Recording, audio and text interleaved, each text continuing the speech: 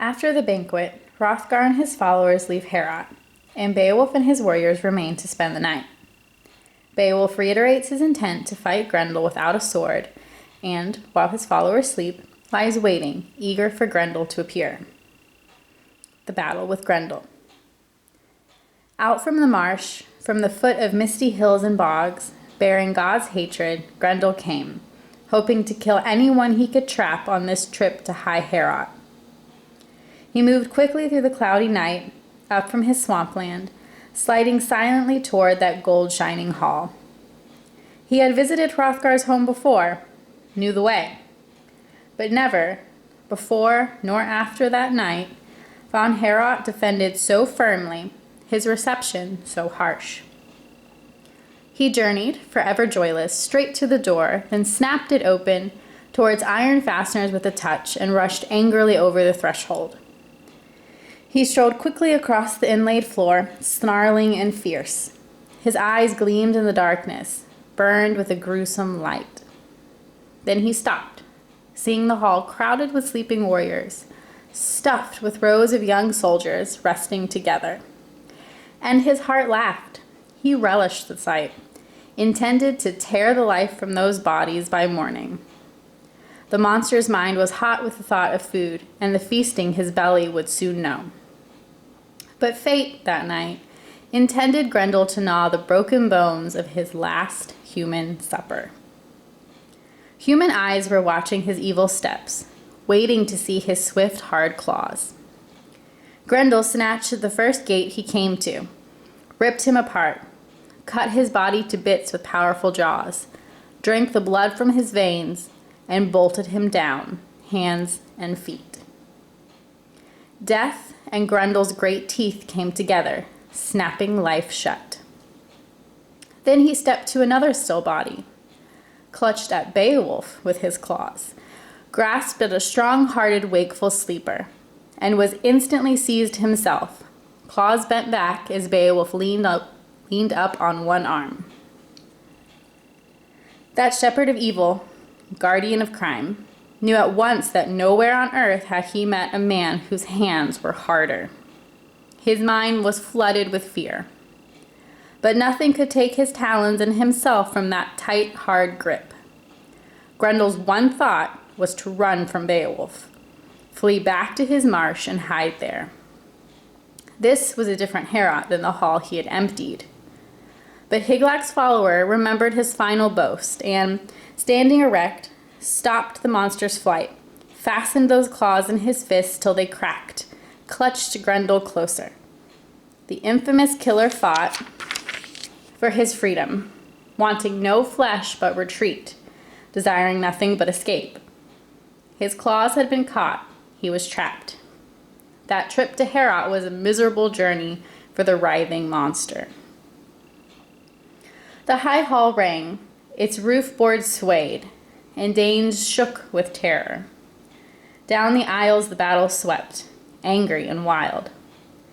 Heorot trembled, wonderfully built to withstand the blows, the struggling great bodies beating at its beautiful walls. Shaped and fastened with iron, inside and out, artfully worked, the building stood firm. Its benches rattled, fell to the ground, gold-covered boards grating as Grendel and Beowulf battled across them. Hrothgar's wise men had fashioned Heorot to stand forever. Only fire, they had planned, could shatter what such skill had put together, swallow in hot flames such splendor of ivory and iron and wood. Suddenly the sounds changed.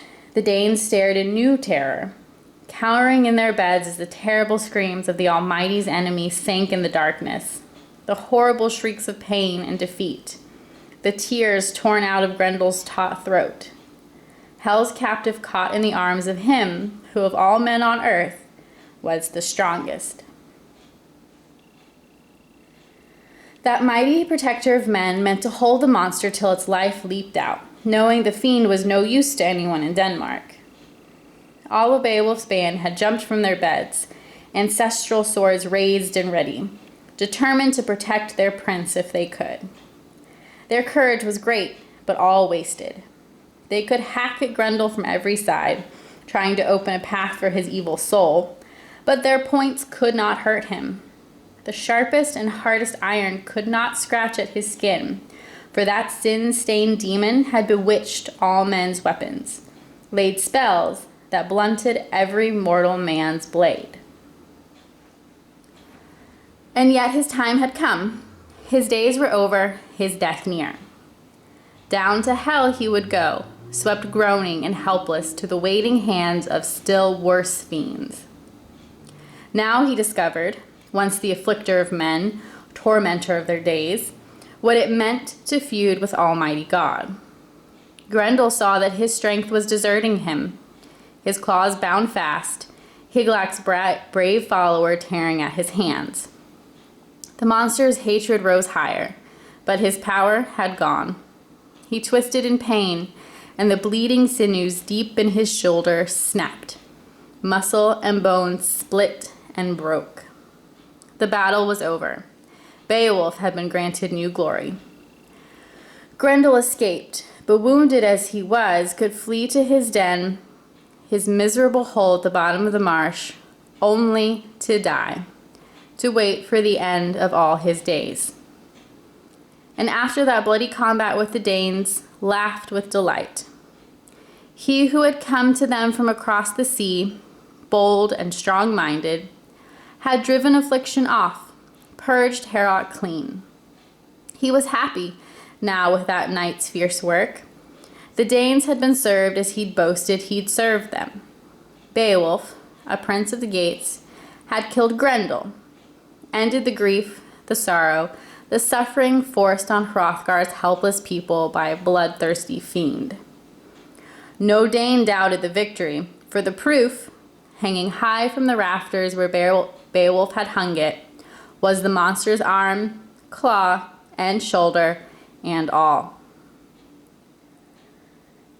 And then, in the morning, crowds surrounded Heorot, warriors coming to that hall from faraway lands, princes and leaders of men hurrying to behold the monster's great, staggering tracks.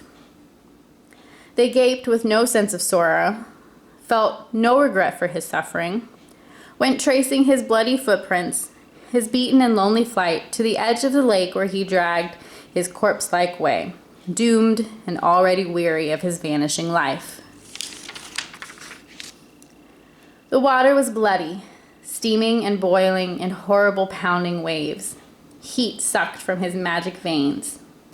But the swirling surf had covered his death, hidden deep in murky darkness his miserable end, as hell opened up to receive him. Then old and young rejoiced, turned back from that happy pilgrimage, mounted their hard-hoofed horses, high-spirited stallions, and rode them slowly toward Heorot again, retelling Beowulf's bravery as they jogged along. And over they swore that nowhere on earth, or under the spreading sky, or between the seas, neither south nor north, was there a warrior worthier to rule over men. But no one meant Beowulf's praise to belittle Hrothgar, their kind and gracious king.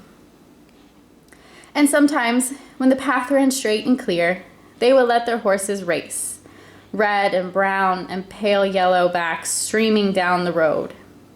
And sometimes a proud old soldier, who had heard songs of the ancient heroes and could sing them all through, story after story, would weave a net of words for Beowulf's victory, tying the knots of his verse smoothly, swiftly into place with a poet's quick skill, singing his new song aloud while he shaped it, and the old songs as well.